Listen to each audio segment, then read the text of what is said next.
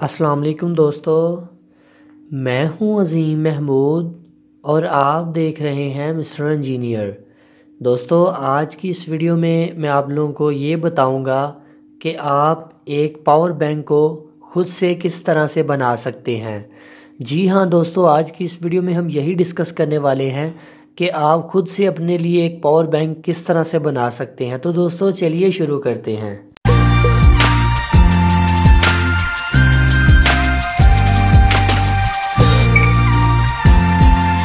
जी तो दोस्तों, जैसा कि आप लोग ये देख सकते हैं कि हमारे पास इस वक्त एक पावर बैंक का सर्किट मौजूद है और इसके अलावा हमारे पास दो अदद रिचार्जेबल बैटरीज़ हैं जिनकी कैपेसिटी, एक सेल की कैपेसिटी 2400 mAh है।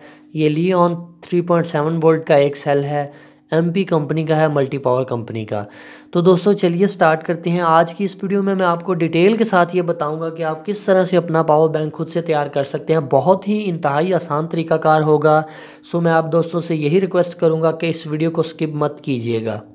तो दोस्तों अब आप लोगों को करना ये है कि सबसे पहले आपने ये जो आपकी बैटरीज़ हैं रिचार्जेबल, ये टोटल 4800 mAh का पावर बैंक बनेगा क्योंकि 2400 का एक है और 2400 का एक सेल है। जी तो दोस्तों, सबसे पहले बात कर ली जाए इस पावर बैंक के मॉड्यूल की, इस पीसीबी की, कि ये आपको कहाँ से मिलेगी और कितने की मिलेगी और इसके कनेक्शंस आप किस तरह से करेंगे और इसके फ़ीचर्स क्या क्या हैं। तो ज़रा मैं आप लोगों को यहाँ पर दिखाना चाहता हूँ कि ये जो हमारे पास ये पीसीबी का पावर बैंक का मॉड्यूल है, ये आपको किसी भी अच्छी इलेक्ट्रॉनिक्स की शॉप से 300 रुपये का बड़ी ही आसानी से मिल जाएगा। ये इस वक्त लेटेस्ट मॉडल है, आप यहाँ पर चेक भी कर सकते हैं, 2017-73। तो ये लेटेस्ट मॉडल है और इसके कुछ फ़ीचर्स इस तरह से हैं कि यहाँ पर दो आपको पोर्ट मिल जाती हैं आउटपुट के लिए, जहाँ पर आप अपने दो सेल फ़ोन को चार्ज कर सकते हैं। इसके अलावा आपको यहाँ पर एक एलईडी नज़र आती है जो कि आपके फ्लैश लाइट का काम करती है। यहाँ पर आप चार्जिंग के लिए, इस पावर बैंक को चार्ज करने के लिए यहाँ पर आप चार्जर को अटैच कर सकेंगे। और इसके अलावा जो ये इसकी बैक साइड के ऊपर 4 एलईडीज़ लगी हुई हैं जो इस चीज़ की इंडिकेशन देंगी कि आपके पावर बैंक की बैटरी कितनी रह गई है, कितने % आपकी बैटरी रह गई है। अगर तो आपकी बैटरी 75% रह जाएगी तो ये तीनों एलईडी ग्लो करेंगी नीचे वाली। अगर ये दो कर रही हो तो इसका मतलब 50% आपकी बैटरी रह गई है। अगर 25% रह जाएगी तो आपकी सिर्फ एक एलईडी ग्लो करेगी। ये वाले बटन को अगर आप 2 दफ़ा दबाएंगे तो आपकी ये वाली फ्लैश वाली एलईडी ऑन हो जाएगी जो कि आपकी फ्लैश लाइट का काम करेगी। बहुत ही सिंपल और बहुत ही शानदार सर्किट है। तो चलें इसे देखते हैं कि इसे कैसे इसके साथ इंस्टॉल किया जाए। तो सबसे पहले मुझे इन दोनों को आपस में जोड़ना पड़ेगा। अब मैं आपको यहाँ पर एक बात कंफर्म कर दूँ कि पॉजिटिव और नेगेटिव इन सेल्स के ऊपर लिखा होता है, जैसा कि इस सेल के ऊपर भी पॉजिटिव लिखा हुआ है, इधर नेगेटिव लिखा हुआ है। नेगेटिव नेगेटिव के सामने होनी चाहिए, पॉजिटिव पॉजिटिव के सामने होनी चाहिए। इन दोनों को आपस में अटैच करने से पहले आपने इसे सैंड पेपर से अच्छी तरह से साफ़ कर लेना है। तो मैं इस सैंड पेपर के साथ इसके दोनों टर्मिनल्स को ज़रा अच्छी तरह से साफ़ कर लेता हूँ ताकि हमें टांका लगाने में आसानी पैदा हो। जी दोस्तों, इन्हें अच्छी तरह से साफ़ करने के बाद आप लोगों ने इन दोनों को आपस में अटैच कर देना है। अब पॉजिटिव के साथ पॉजिटिव होना चाहिए और नेगेटिव के साथ नेगेटिव। और इनको जोड़ने के लिए आप डबल टेप का इस्तेमाल कर सकते हैं, ग्लू गन का इस्तेमाल कर सकते हैं, मगर मैं यहाँ पर ग्लू गन का इस्तेमाल करूँगा जो कि ये मेरे पास मौजूद है इस वक्त। तो इसको सबसे पहले अच्छी तरह से इसे इसके अंदर ग्लू लगा लें ताकि आपके दोनों सेल अच्छी तरह से एक दूसरे के साथ जुड़ जाएँ। जब सेल दोनों अच्छी तरह से एक दूसरे के साथ जुड़ जाएं तब आप लोगों ने करना ये है कि पॉजिटिव टर्मिनल को पॉजिटिव टर्मिनल के साथ अटैच कर देना है और इस नेगेटिव टर्मिनल को नेगेटिव टर्मिनल के साथ अटैच कर देना है। तो इसको अटैच करने के लिए आप कोई भी जंपर वायर इस्तेमाल कर सकते हैं। जंपर वायर्स को लगाने से पहले जो मुश्किल काम होता है इन दोनों को आपस में सोल्ड करने का होता है। तो कोशिश करें इसके ऊपर आप कोई भी अच्छी सी पेस्ट लगा लें। अगर पेस्ट नहीं है तो आप इस तरह का कोई फ्लक्स लगा सकते हैं जैसा कि मैं ये यूज़ कर रहा हूँ। तो तब इसका फ़ायदा ये होगा कि ये सोल्डिंग करने में आपको आसानी होगी, क्योंकि यहाँ पर काफ़ी ज़्यादा लोगों को गुस्सा आ जाता है क्योंकि ये सोल्ड नहीं हो पाते टांके आपस में। तो जैसे ही आप इसके ऊपर ज़्यादा फ्लक्स डालेंगे, मतलब इतना ज़्यादा भी नहीं डालना कि आपका टांका ही ना लगे। तो ये देखें, इस फ्लक्स का यही फ़ायदा होगा कि ये टांका इसके साथ जल्दी से अटैच हो जाएगा और आपको गुस्सा नहीं आएगा। तो ठीक है जी, मैंने इन दोनों को आपस में जोड़ दिया है। तो मैं इसके साथ एक जंपर वायर को अटैच कर देता हूँ। वेल जी दोस्तों, हमने वायर्स को कनेक्ट कर लिया है। अब यहाँ पर एक चीज़ का ख्याल रखें, जब भी इन दोनों टर्मिनल्स को आपस में कनेक्ट करें तो अच्छी से अच्छी वायर का इस्तेमाल करें। तो मैंने यहाँ पर शील्ड वायर को इस्तेमाल किया ताकि पावर का लॉस कम से कम हो। अब यहाँ पर कुछ दोस्त ये सोच रहे होंगे कि हमने पॉजिटिव को पॉजिटिव के साथ और नेगेटिव को नेगेटिव के साथ ही क्यों अटैच किया है। तो उसकी रीज़न ये है कि हमें पता होना चाहिए कि पैरेलल सर्किट में हमारे पास वोल्टेज सेम रहते हैं और अम्पेयर जो हैं वो ऐड हो जाते हैं। तो अगर हम इसे पैरेलल में कनेक्ट करेंगे तो 2400 और 2400 4800 mAh की टोटल ये पावर बैंक बन जाएगा।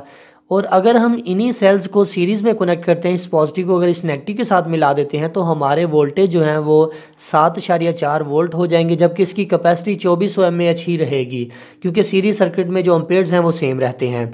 तो इसलिए हमने इन दोनों को पैरेलल में कनेक्ट किया है ताकि हमें ज़्यादा से ज़्यादा बैकअप मिल सके।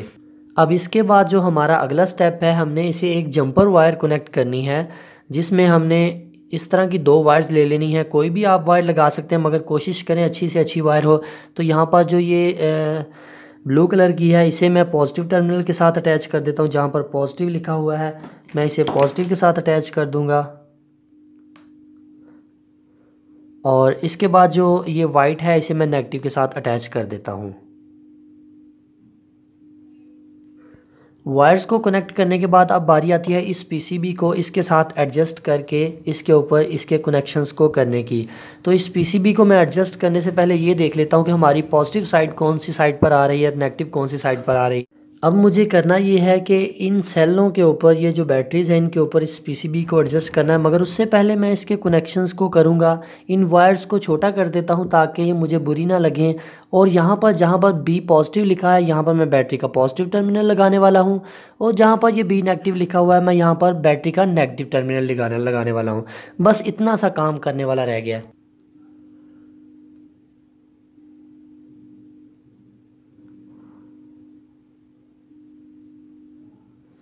वेल जी, तो इनको सोल्ड करने के बाद अब हमारा जो अगला स्टेप है वो ये है कि इस पावर बैंक की पीसीबी को हमने ऑन करके देखना है, इस मॉड्यूल को।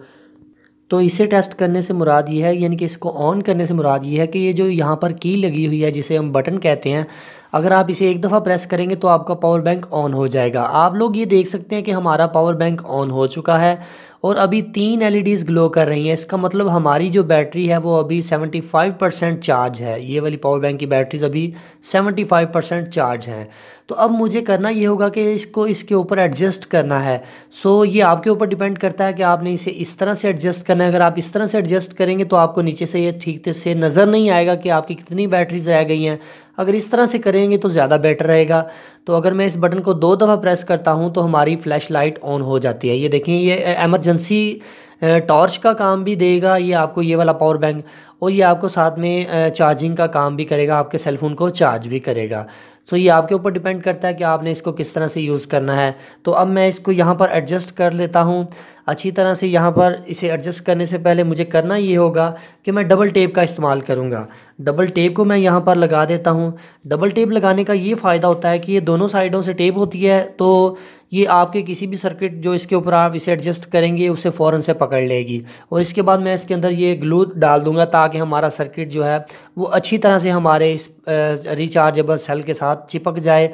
और इसके बाद हम इसकी फ़ाइनल टेस्टिंग करते हैं। वेल जी दोस्तों, हमारा पावर बैंक है जो रेडी हो चुका है। यहाँ पर मैंने इसके बैक साइड पर ये कुछ फिटिंग्स रख दी हैं।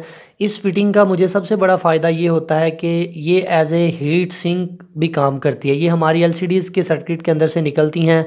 तो अगर आप इसे किसी भी हीट सिंक के साथ अटैच कर देते हैं तो उसका आपको ये फ़ायदा होता है कि आपको एक तो इंसुलेशन प्रोवाइड करती है ये, दूसरे नंबर पर अगर आपके कोई भी आईसी हीट हो रहा हो, ये आप उसके ऊपर लगा दें वो आईसी ठंडा हो जाएगा।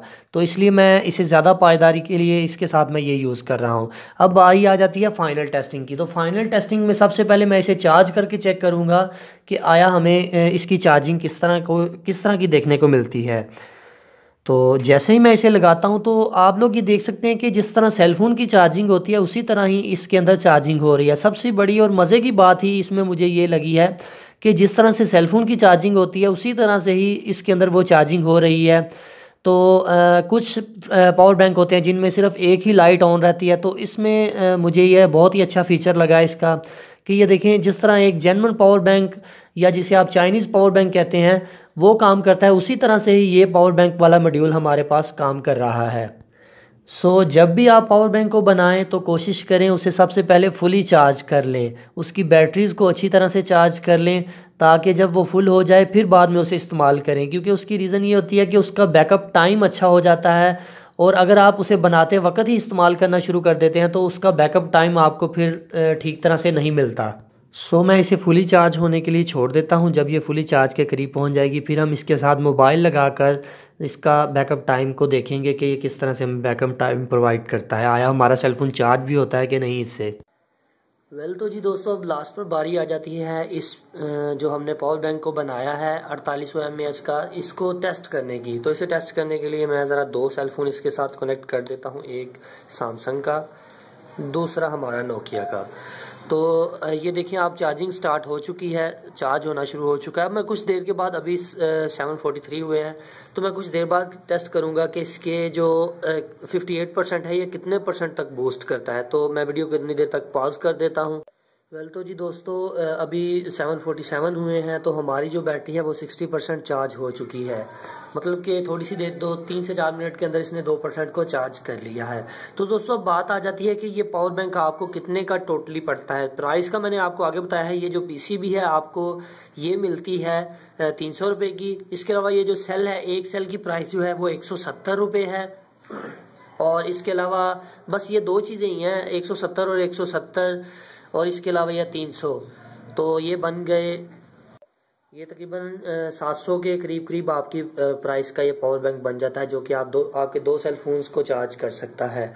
और अब यहाँ पर बात आ जाती है कि आप इन सेलों को ज़्यादा भी इस्तेमाल कर सकते हैं कि नहीं। जी हाँ, आप जितने इसके साथ ज़्यादा सेल्स को ऐड करते जाएंगे उतना ही इसका बैकअप टाइम इंक्रीज होता जाएगा, उतना ही आपको अच्छा इसका फ़ायदा होगा।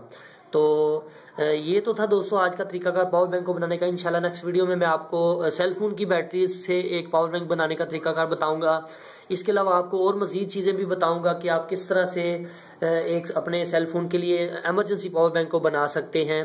तो लास्ट पर मैं ज़रा आपको वोल्टेज को दिखा दूं, क्योंकि यहाँ पर काफ़ी दोस्तों के जहन में ये बात होती है कि यार क्या हम इसके वोल्टेज कितने होते हैं, हम जब बैटरीज के साथ अटैच करते हैं तो हमारा सेल फोन चार्ज नहीं होता। अगर मैं यहाँ पर इसे कनेक्ट करता हूँ तो मुझे यहाँ पर मिल रहे हैं 3.72 वोल्ट।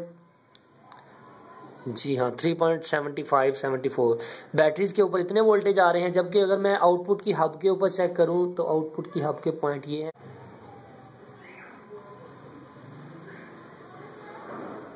हाँ ये वाले हैं, ये मुझे मिल रहे हैं 5.4 वोल्ट मिल रहे हैं। इसका मतलब ये 3.7 वोल्ट को स्टेप अप करके हमें 5 वोल्ट देता है, जिसके साथ हमारा सेलफोन चार्ज हो सकता है। तो इसके साथ आपको कोई भी एक्सटर्नल चीज़ लगाने की जरूरत नहीं, कोई भी एक्स्ट्रा चार्जिंग के लिए पीसीबी खरीदने की जरूरत नहीं, कोई भी स्टेप अप कन्वर्टर लेने की जरूरत नहीं। यही सारे काम ही यही वाला जो है पावर बैंक, यही वाली पीसीबी आपके सारे काम कर देगी। सो दोस्तों, आई होप कि आपको आज की वीडियो पसंद आई है। अगर आपको आज की वीडियो पसंद आई है तो वीडियो को लाइक करें। इंशाल्लाह नेक्स्ट वीडियो में हम इसके साथ मजीद अच्छी इंप्रूवमेंट करेंगे, इसकी बॉक्स बनाकर उसके अंदर इसे ऐड कर देंगे, तो फिर वो इंशाल्लाह पूरी डिटेल के साथ हम वीडियो बनाएंगे। तो दोस्तों, अगर आप हमारे चैनल पर न्यू हैं तो मैं आप लोगों को यही रिकमेंड करूंगा कि आप हमारे चैनल मिस्टर इंजीनियर को जरूर सब्सक्राइब कर लें। सब्सक्राइब करने के लिए वीडियो के नीचे रेड कलर का बटन नजर आ रहा होगा, उसके ऊपर क्लिक करके भी आप सब्सक्राइब कर सकते हैं। इसके अलावा आपको वीडियो के लास्ट पर आप लोगों को मेरा फेस नजर आ रहा होगा, उसके ऊपर क्लिक करके भी आप सब्सक्राइब कर सकते हैं।